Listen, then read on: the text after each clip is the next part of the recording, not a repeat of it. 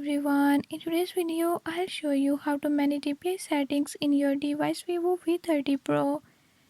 In this video I'm going to show you how to change DPI settings.